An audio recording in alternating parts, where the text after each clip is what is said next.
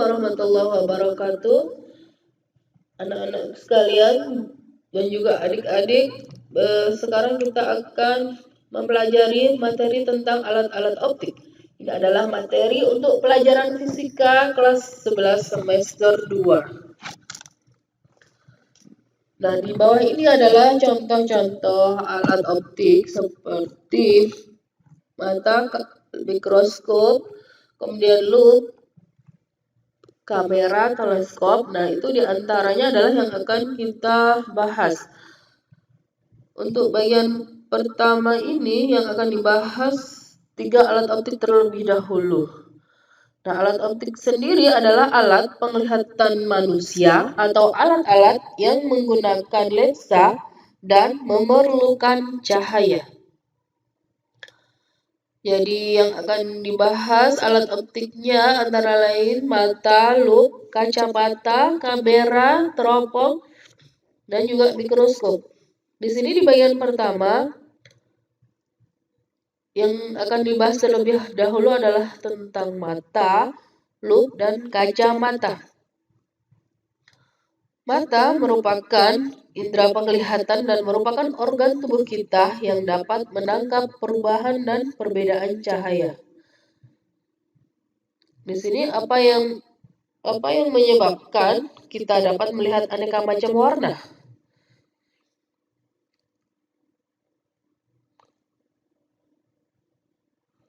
Perbedaan warna-warna bisa terlihat oleh mata karena adanya perbedaan spektrum cahaya yang mampu ditangkap mata kita.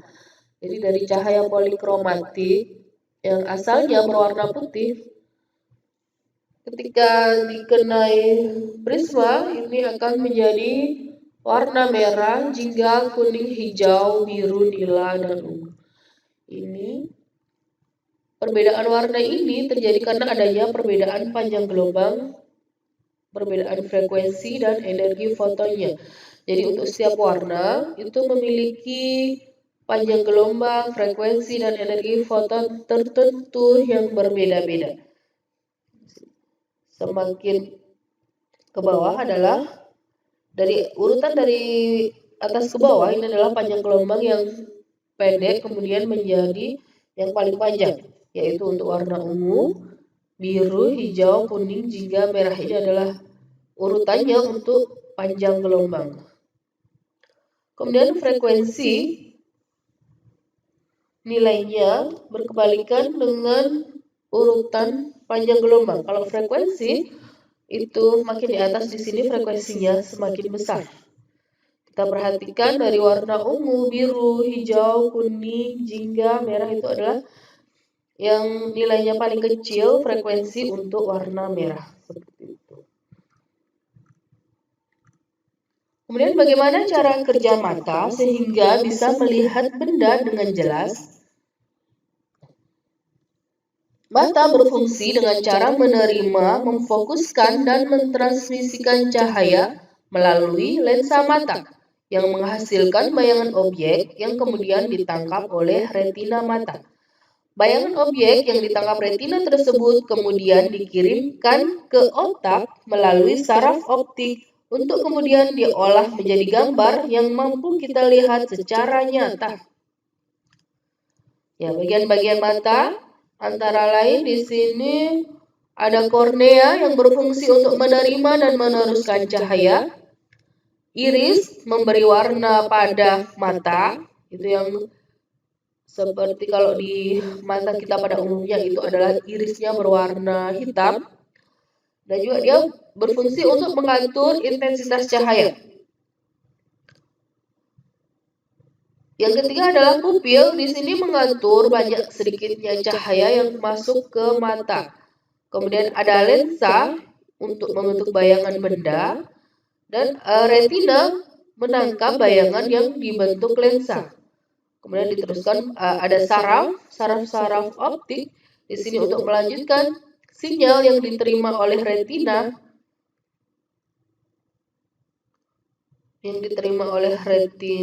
menuju ke otak.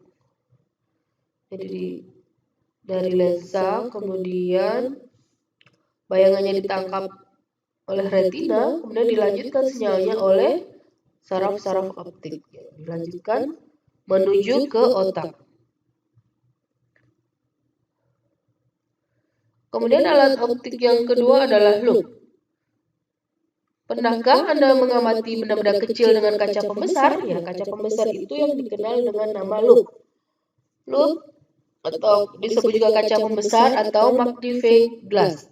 Loop banyak digunakan oleh tukang reparasi jam atau arloji, pedagang intan, bahkan para ahli tekstil. Dan ada juga beberapa pekerjaan lain yang menggunakan loop sebagai alatnya. Loop itu berupa sebuah lensa positif yang digunakan untuk melihat benda kecil supaya dapat terlihat lebih besar dan lebih jelas. Cara kerja benda atau objeknya diletakkan di antara lensa dan fokusnya. Nah, karena penglihatan mata terhalang oleh loop, maka yang terlihat oleh mata sebenarnya adalah bayangan yang selalu bersifat maya, tegak, dan diperbesar. Kemudian yang ketiga adalah alat optik kacamata. Apa sih fungsi kacamata? Di sini ada gambarannya tentang pembentukan bayangannya dan juga kacamatanya. Kacamata merupakan alat optik yang berfungsi untuk membantu melihat pada orang yang memiliki cacat mata, baik itu rabun jauh, rabun dekat, ataupun mata silindris.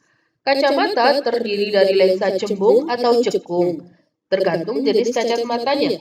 Kemudian ada frame atau kerangka yang menyangga lensa. Jadi cara kerja kacamata adalah dengan mengatur bayangan agar jatuh tepat di retina dengan cara menjauhkan titik jatuh bayangan pada penderita rabun jauh dan mendekatkan titik jatuh bayangan pada penderita rabun dekat. Itu adalah cara kerja kacamata. Jadi untuk penderita rabun jauh atau rabun dekat itu lensanya berbeda. Nah, di sini ada namanya juga kekuatan atau daya lensa yang dirumuskan dengan P sama dengan 1/F. Di mana P adalah kekuatan atau daya lensa yang satuannya dioptri, kemudian ada jarak fokus lensa satuannya meter. Untuk mencari jarak fokus lensa kita bisa mendapatkannya dengan menggunakan rumus. Ini rumus umum ya, 1/F sama dengan 1/S ditambah 1/S aksen, di mana S adalah jarak benda ke lensa satuannya meter dan S aksen adalah jarak bayangan ke lensa satuannya meter. Kemudian selanjutnya tadi sudah dibahas ada tentang mata, kemudian loop dan kacamata. Sekarang adalah soal dan penyelesaiannya. Di sini dikasih 3 contoh. Yang pertama, untuk soal yang pertama, jika lensa mata dianggap sferis bola dengan jarak permukaan depan lensa dengan retina adalah 3 cm, hitunglah kuat lensa untuk mata normal ketika mata melihat benda yang jauh sekali atau mata tidak berakomodasi dan ketika melihat benda pada jarak 25 cm untuk mata berakomodasi maksimum. Jadi penyelesaiannya, kuat lensa mata normal pada saat mata tidak berakomodasi adalah tak terhingga untuk jarak bendanya. Ini rumusnya, kita cari fokusnya terlebih dahulu. Untuk mencari fokusnya, kita menggunakan rumus umumnya 1/fokus sama dengan 1/S plus 1/S aksen. Ya, di sini S-nya adalah tak terhingga. Jarak bendanya adalah tak terhingga. Karena untuk mata tidak berakomodasi, maka dia jarak bendanya adalah tak terhingga. Jadi tak terhingga ditambah 1/S aksen. S aksen adalah S aksen tadi jarak permukaan depan dengan retina. Jadi atau bisa disebut juga adalah jarak bayangannya. Itu adalah 3 cm. Seperti ini. Di 3. Jadi 1/F sama dengan 0. 0 ini dari 1 per tak terhingga hasilnya adalah 0 ditambah 1/3. Maka 1/fokus sama dengan 1/3. Sehingga diketahui fokusnya sama dengan 3 cm sama dengan 0,03 meter. Dengan demikian, daya lensa untuk mata tidak berakomodasi adalah P sama dengan 1 per F, yaitu 1 per 0,03 sama dengan 33,3 dioptri. Jadi, kuat mata normal pada saat tidak berakomodasi adalah 33,3 dioptri. Nah, pada saat mata berakomodasi, jarak benda itu normalnya adalah 25 cm. Sehingga dengan rumus yang sama, dengan cara yang sama, ya 1 per S ini dirubah saja, kalau tidak berakomodasi adalah tak terhingga, tapi kalau untuk berakomodasi itu adalah diganti dengan angka 25, seperti ini, maka 1 per 25 ditambah 1 per 3, ini perhitungannya didapatkan 1 per fokus sama dengan 28 per 75. Sehingga fokusnya adalah 75 per 28 sama dengan 2,7 cm atau 0,027 meter. Ini belum ditulis satuan meternya. Dengan demikian, daya lensa untuk mata berakomodasi adalah sebagai berikut. Ya, dengan cara yang sama, P sama dengan 1 per F didapatkan 37,03 dioptri. Jadi, pada saat mata berakomodasi, ini daya lensanya atau kuat lensanya adalah 37,03 dioptri. Kemudian untuk contoh soal kedua, Randy yang menderita rabun dekat mempunyai titik dekat 50 cm. Jika ingin membaca dengan jarak normal 25 cm, maka berapa kekuatan lensa kacamata yang harus dipakai Randy? Diketahui ya, S-nya jarak benda yang diinginkan adalah untuk mata normal 25 cm, S aksenya sama dengan minus 50 cm. Tanda negatif ini menunjukkan bayangannya bersifat maya di depan lensa. Ditanyakan kekuatan lensa kacamata, jadi dipakai rumus yang sama. Kita cari dulu fokusnya. 1 per 25, 1 per fokus sama dengan 1 per 25 dikurang 1 per 50. Dihasilkan 1 per fokus sama dengan 1 per 50, maka fokusnya adalah 50 cm atau 0,05 meter. Sehingga P didapatkan adalah 1 per 0,5 sama dengan 2 dioptri. Jadi kekuatan lensa kacamata yang harus dipakai Yulisa, siapa tadi Randy ya, adalah 2 dioptri.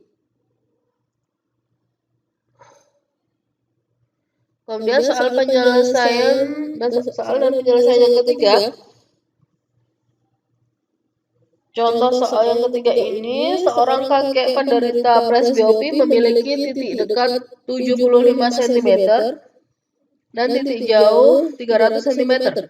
Agar ia dapat melihat benda yang dekat, seperti mata normal dan dapat melihat benda jauh, berapakah jarak fokus lensa bifokal dan kuat lensa kacamata yang harus digunakan kakek tersebut? Nah, ini adalah penderita presbiopi. Biasanya ini kacamatanya, kalau dibilang ini adalah seperti kacamata tua ya. Jadi di sini fokus lensa bifokalnya ditanyakan, jarak fokus lensa, kemudian kuat lensa kacamatanya.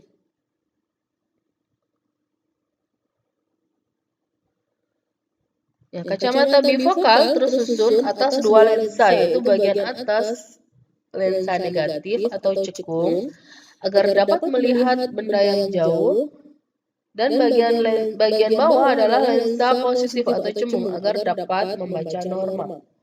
Nah, di sini untuk dapat melihat benda yang jauh, yaitu S sama dengan tak terhingga dan S aksen sama dengan minus 300, didapatkan fokusnya adalah minus 300 cm atau minus 3 meter. Sehingga P sama dengan 1 per F didapatkan 1 per minus 3 sama dengan minus 0,33 dioptri.